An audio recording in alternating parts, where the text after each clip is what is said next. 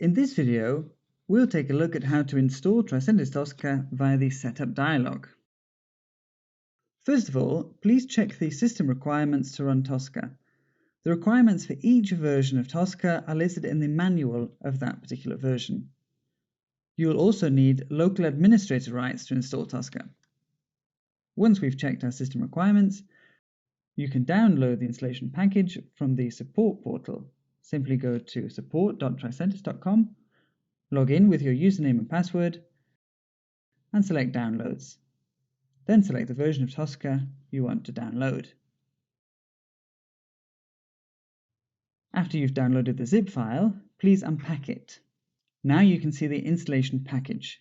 You can now start the installation by double-clicking on the application file. Please read and then check that you have agreed to the license terms and conditions. Then click Continue. If you already have an earlier Tricentis Tosca version installed, then select the checkbox and click Upgrade.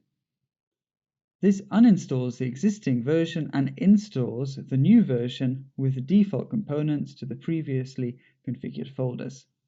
However, Tricentis recommends that you do a clean uninstall and reinstall. Tosca will check and list the missing prerequisites. If a prerequisite is missing, Tosca will download and install it automatically. Then, choose the type of setup that you would like. The list of components that come with the setup will show up on the right. To navigate between the installation steps, click Next to proceed, or Back to modify a previous step. You can also return to a previous step by clicking on the respective tab on the left side of the installer window. Next is the installation location of Tosca and its project.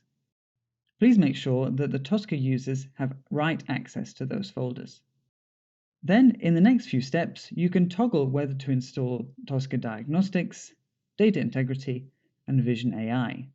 For Vision AI, you can choose to connect to either the public Tricentis Nexus server or your own private server if you have one available. Review the installation, and if everything is as you want it, click on Install.